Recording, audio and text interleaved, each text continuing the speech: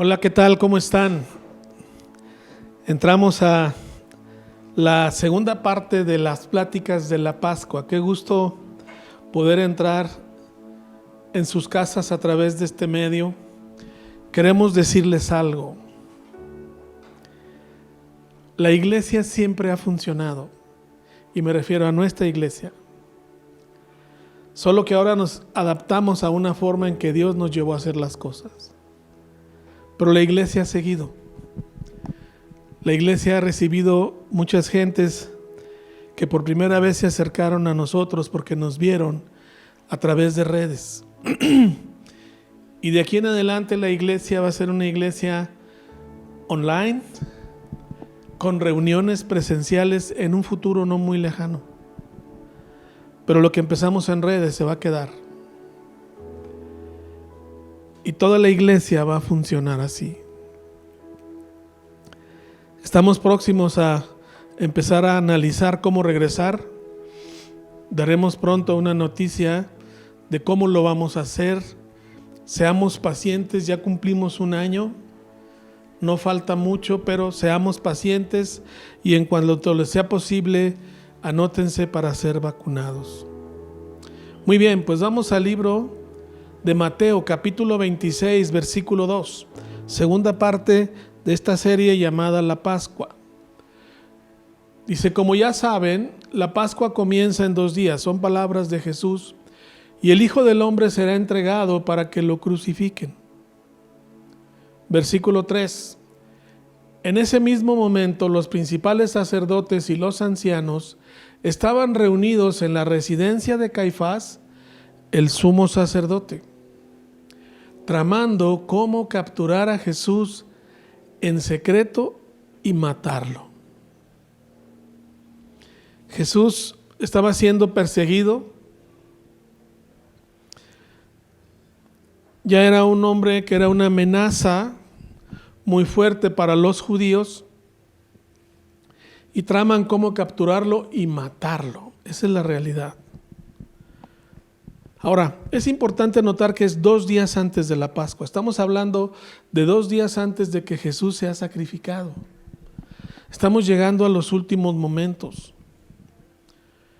Se acercan las cosas, pero tenían que ocurrir estos acontecimientos que quiero que todos analicemos. Ahora, vamos al versículo del 6, en ese mismo capítulo, 5 y 6, por favor.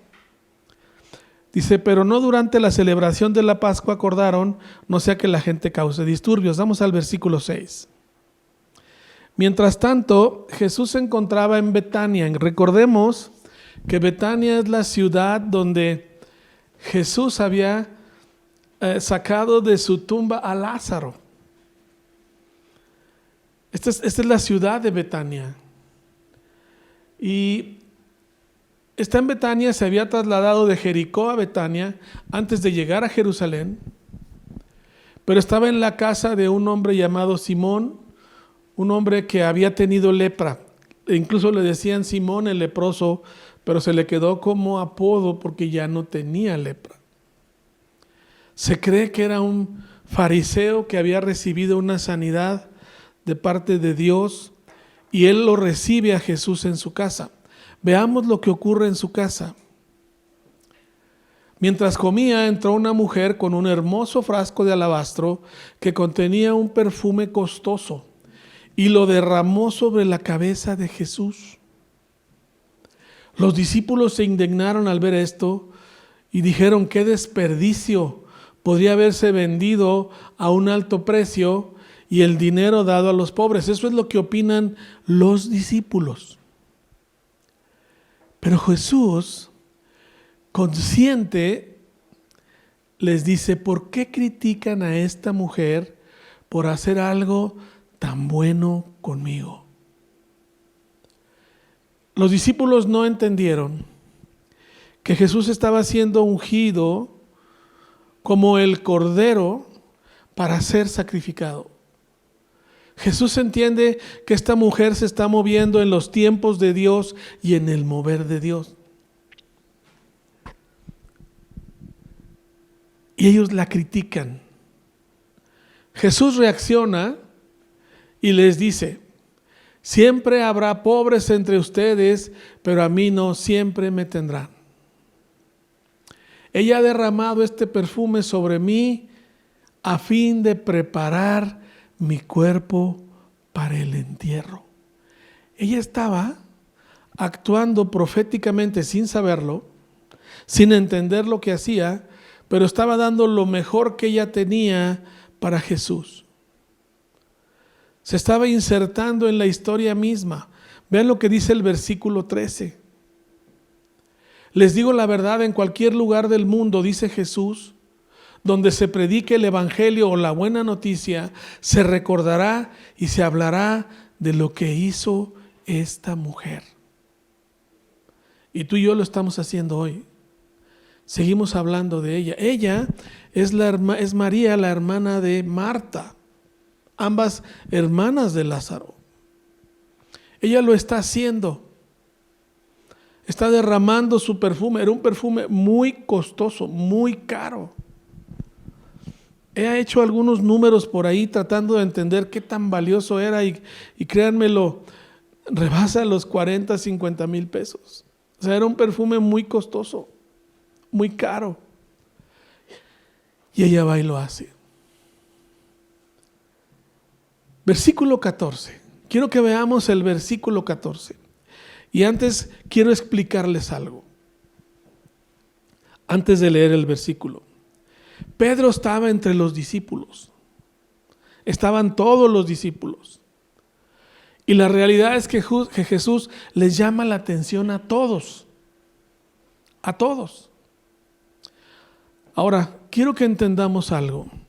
Quiero centrarme en dos personajes, uno llamado Pedro y otro llamado Judas Iscariote.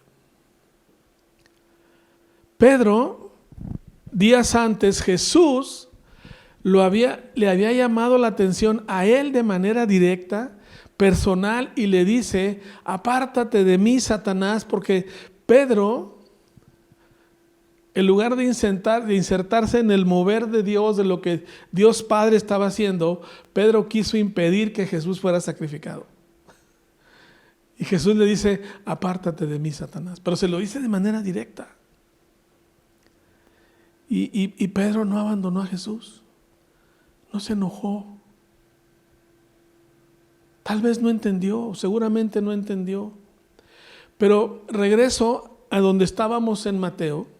Cuando Jesús le llama la atención a todos los discípulos, porque criticaron a la mujer que había derramado el perfume, uno de ellos tuvo una reacción. Y lo menciona el versículo 14, porque dice: entonces Judas Iscariote. Esa palabra entonces nos habla de que esa fue una reacción de Judas.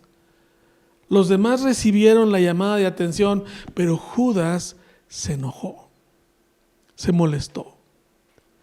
Y sale de ahí y fue a ver a los principales sacerdotes. Versículo 15.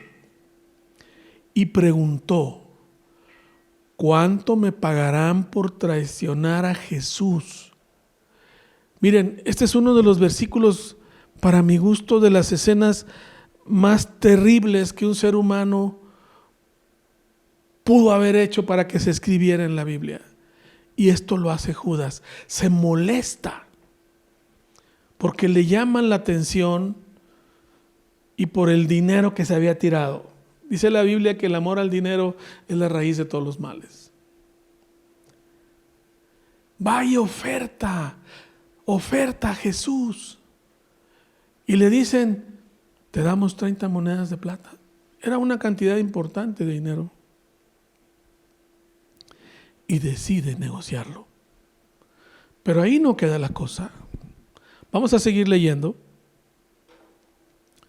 Porque ahí dice: a partir de ese momento, Judas comenzó a buscar una oportunidad para traicionar a Jesús.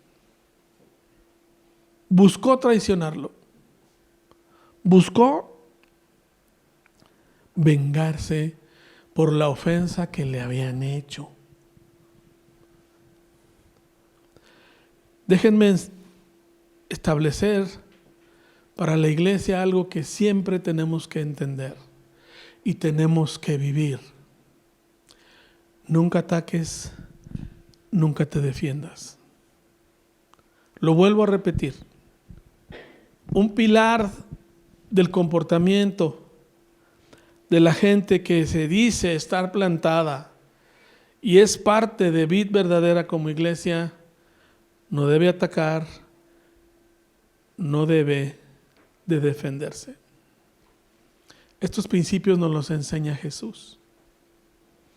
Sigo leyendo, dice, el primer día del festival de los panes sin levadura, los discípulos se acercaron a Jesús y le preguntaron, ¿dónde quieres que te preparemos la cena de Pascua?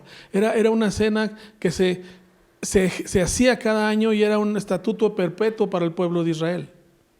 Al entrar a la ciudad les dijo, verán a un cierto hombre y díganle, el maestro dice, mi tiempo ha llegado y comeré la cena de la Pascua con mis discípulos en tu casa. Entonces los discípulos hicieron como Jesús les dijo y prepararon la cena de la Pascua ahí.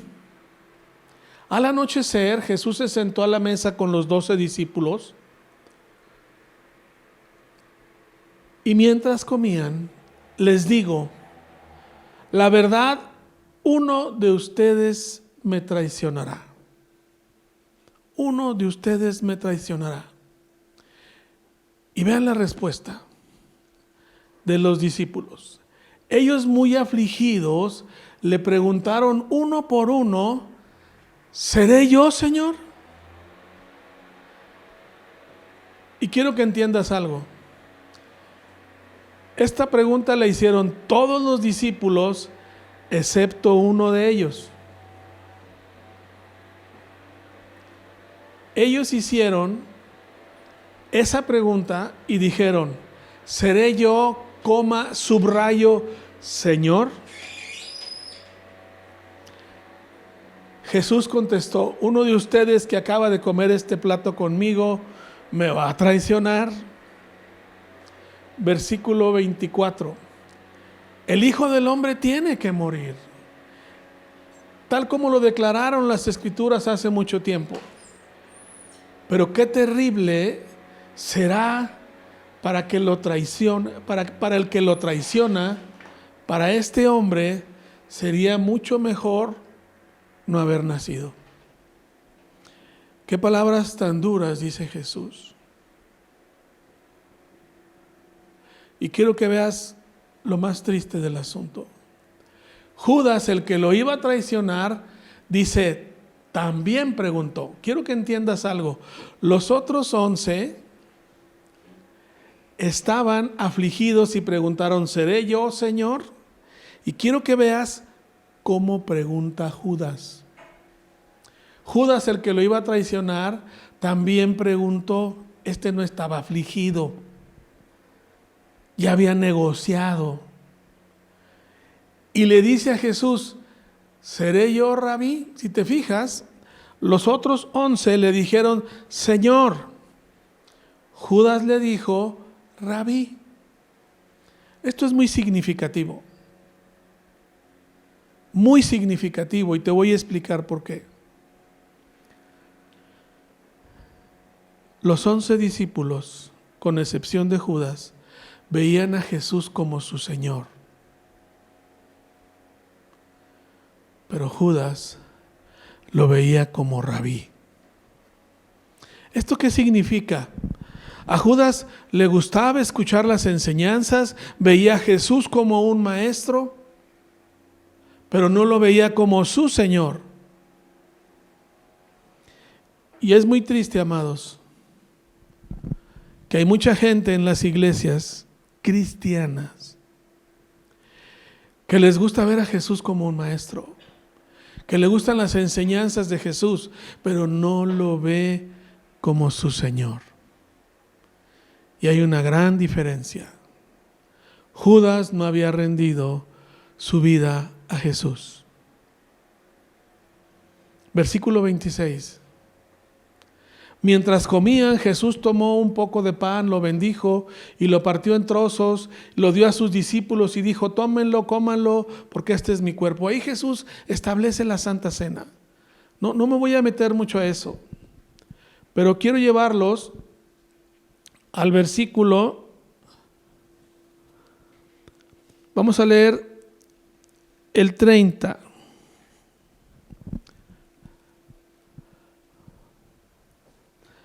Vean lo que pasa después de que Jesús establece la Santa Cena.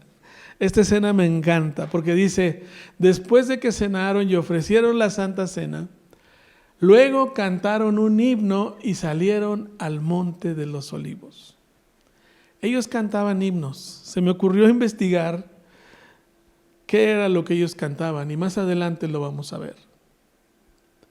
Pero salen de ahí de la cena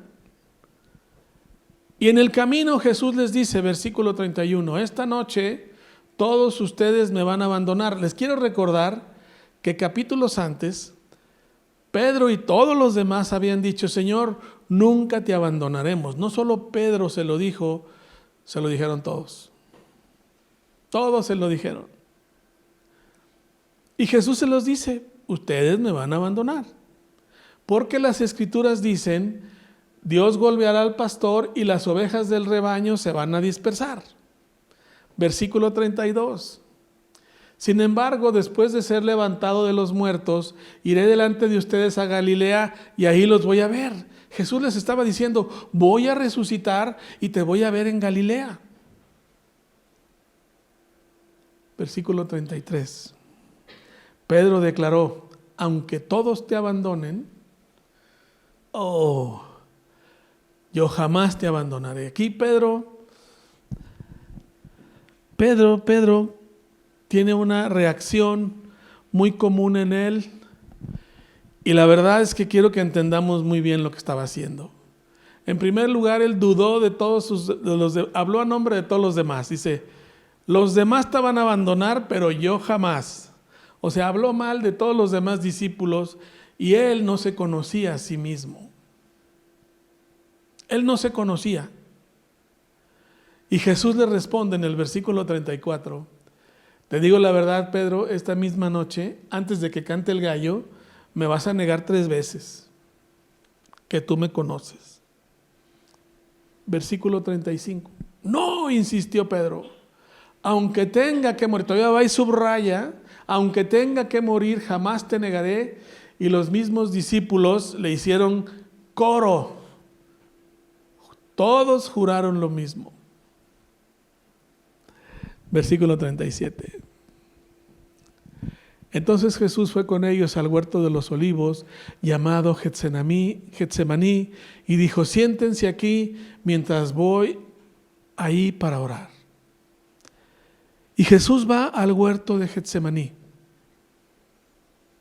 Solo se llevó a 3, lo dice el versículo 37, a Zebedeo, a Santiago y a Juan. Y comenzó a afligirse y a angustiarse.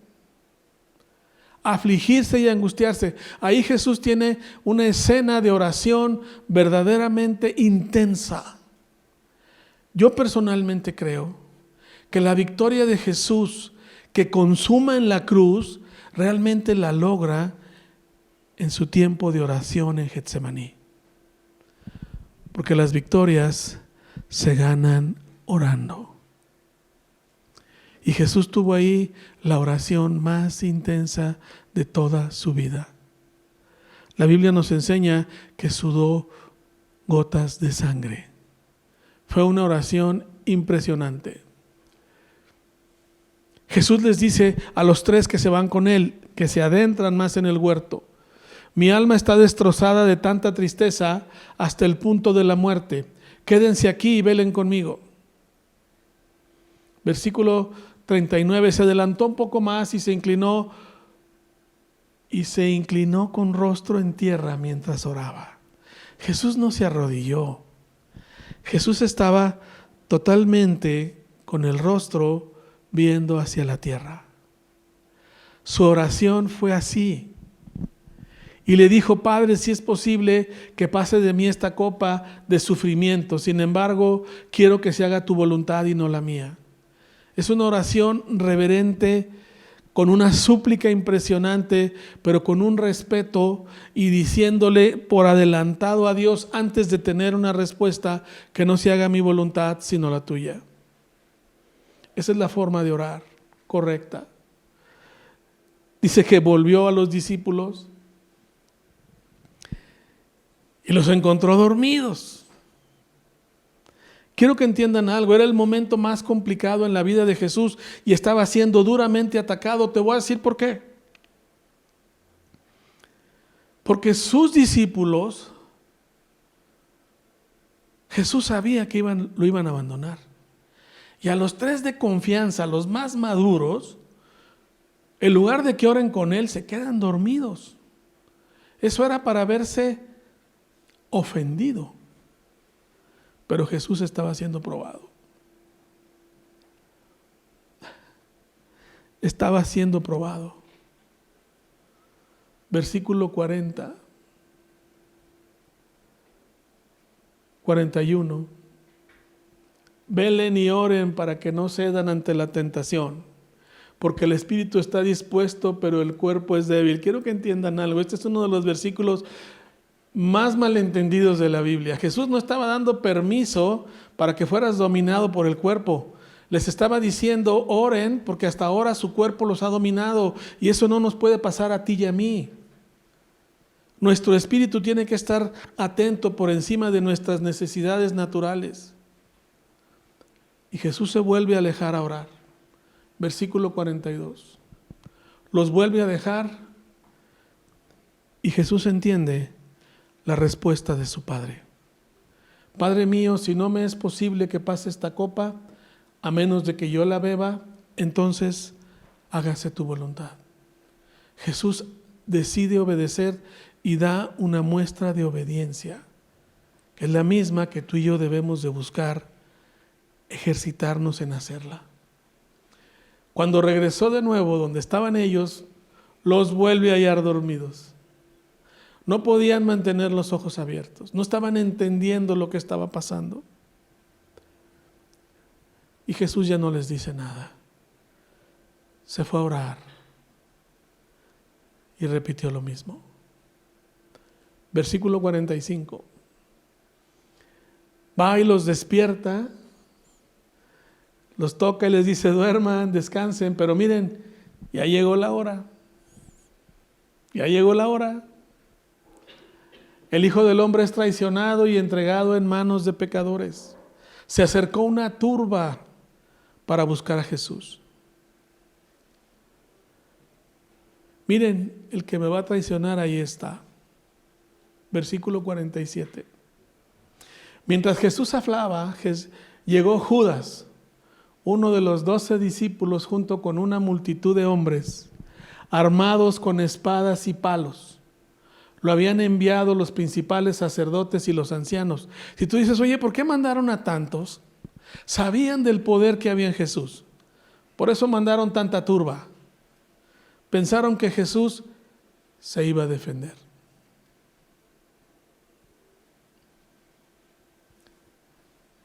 Versículo 48. El traidor Judas había acordado con ellos una señal.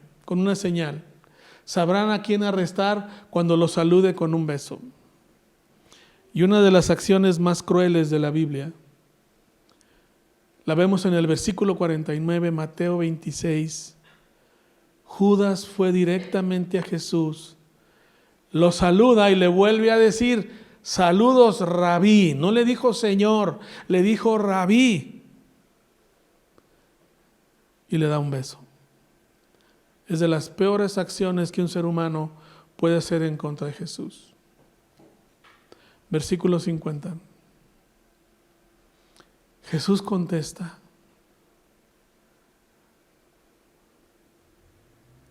amigo mío, adelante, haz lo que viniste a hacer. No ataques, no te defiendas. Quiero que entiendas lo que Jesús nos está enseñando. El traidor lo tiene enfrente hipócritamente. Y Jesús le dice, amigo mío, Jesús amó a Judas hasta el final. Y yo personalmente creo que le abrió una puerta a Judas. Le abre una puerta sabiendo lo que Judas está haciendo. Evidentemente estaba cumpliendo con las Escrituras, pero también había la posibilidad de que Judas se arrepintiera después de hacer lo que iba a hacer. Y Jesús deja la puerta abierta. Jesús siempre va a luchar por no perder a nadie. No va a escatimar por ganar un alma, y lo hizo con Judas. Y esta es la enseñanza grande para todos nosotros. No ataques, no te defiendas.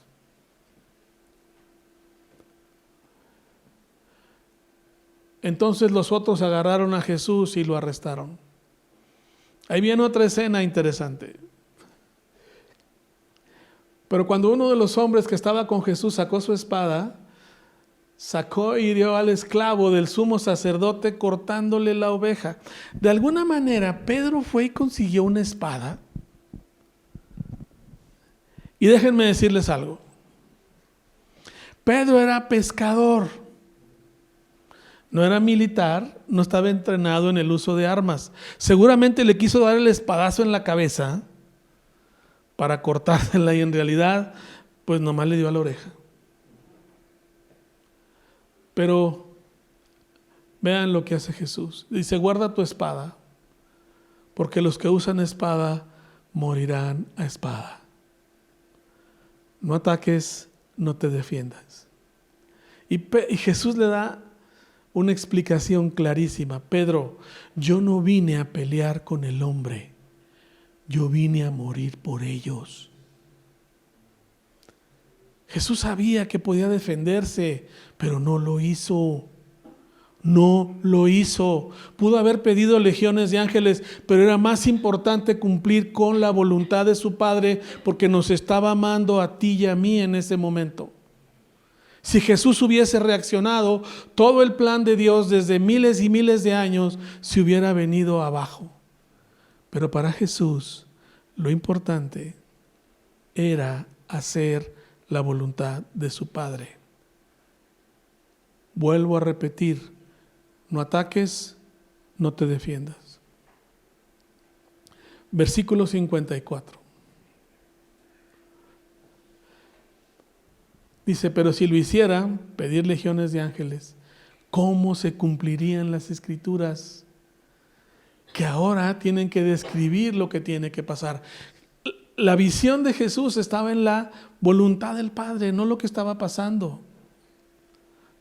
Jesús le dice a toda la multitud en el versículo 55, ¿acaso soy un revolucionario peligroso para que vengan con espadas y palos a arrestarme? ¿Por qué no me arrestaron en el templo? Estuve enseñando ahí todos los días. ¿Por qué no lo hicieron?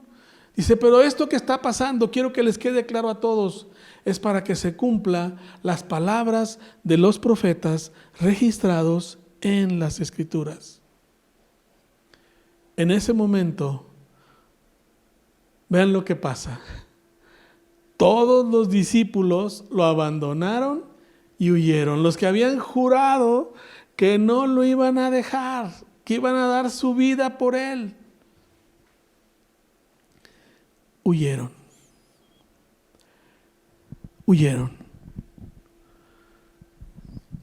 Y vuelvo a insistir,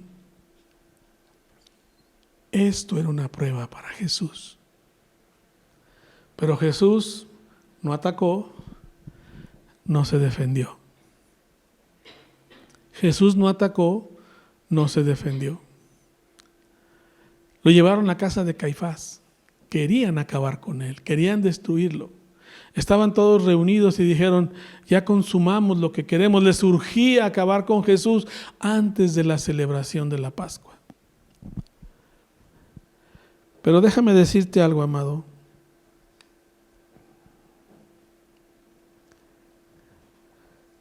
Jesús nunca perdió la visión de lo que tenía que hacer.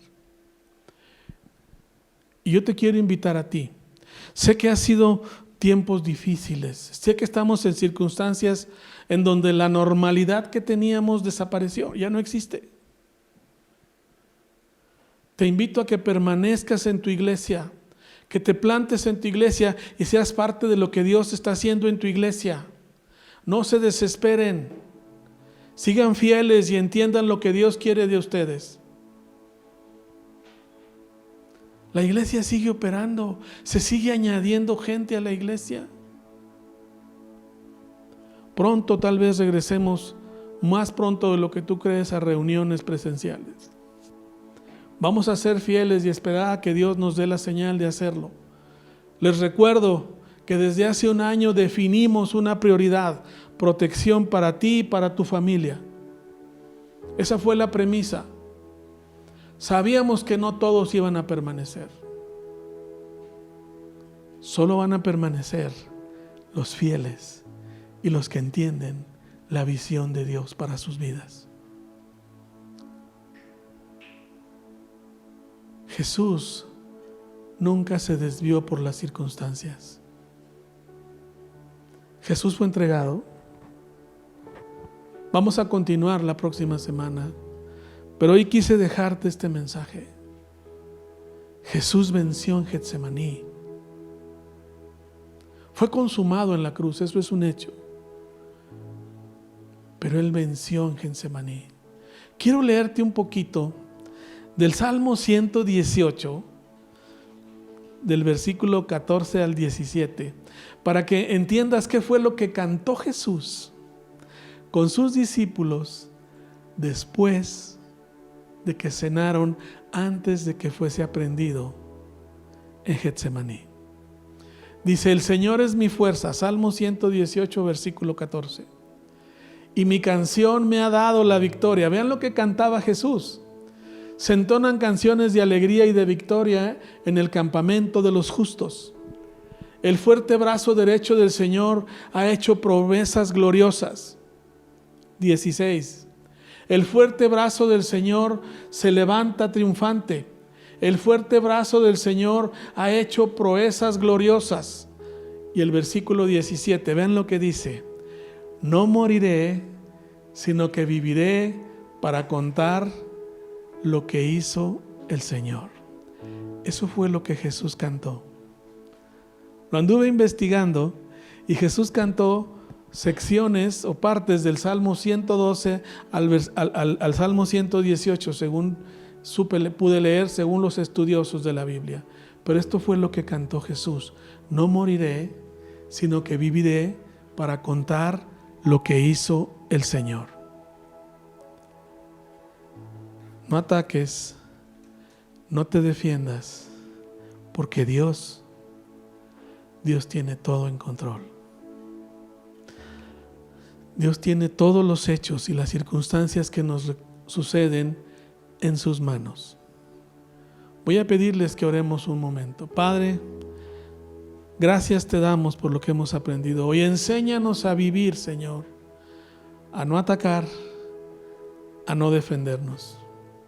Enséñanos a entender, Señor, que por encima de todo, lo más importante es hacer tu voluntad. Y Padre, si no te hemos conocido como Señor, sino solo como Maestro, en este día, Dios, queremos orar a ti y decirte: Padre, te acepto como mi Señor y Salvador. Decido no verte solo como un maestro, sino como mi Señor. Rindo a ti mi vida, rindo a ti mi corazón. Bendíceme, Padre. No permitas que nada ni nadie me aleje de ti. En el nombre de Jesús. Amén. Hola, ¿qué tal, iglesia? Qué gusto saludarlos. De verdad es emocionante saber que falta poco para vernos, pero también es muy gratificante saber que han estado con nosotros. Durante este año ya de pandemia, hemos podido sufragar todos los gastos por tu generosidad. Y de verdad yo creo en un principio que es la multiplicación. Yo creo que cuando traemos lo que tenemos en las manos, la palma de Jesús tiene un poder para multiplicar de una forma que no entendemos. ¿Recuerdas ese pasaje donde un niño trajo ahí algo de peces y panes, pero en las manos de Jesús se volvieron miles? Y sabes que yo estoy creyendo que este año donde muchos predicen que va a haber bancas rotas, yo estoy creyendo que Jesús va a saturar nuestras canastas, porque vamos a seguir siendo fieles a pesar de la temporada. Así que gracias, iglesia, por estar poniendo tu confianza en Dios, por estar poniendo, ahora sí que a pesar del momento, tu fe en un Dios que puede multiplicar. Y te damos gracias por eso. Si tú quieres seguir aportando, sabes, ya están ahí las cuentas en Oxxo, puede ser por tarjeta, transferencia, o si algún día quieres que recojamos algo en tu casa, lo podemos hacer. Pero bueno, muchas gracias, y déjanos orar por ti y por tus finanzas. Padre, te pedimos, Señor, que tú traigas, Señor, recursos del cielo a la tierra, Señor, para cada persona que está en este lugar. Padre, te pedimos que tú bendigas las fuentes de trabajo, aquellos que estén necesitados de ingresos, que tú abras, Señor, las puertas de los cielos, que podamos ser fieles con nuestros diezmos y que se pueda romper, Señor, cualquier cadena, cualquier sequía, y que pueda haber abundancia para que podamos compartir con otros. Te damos gracias en el nombre de Jesús. Amén. Muchas gracias, iglesia.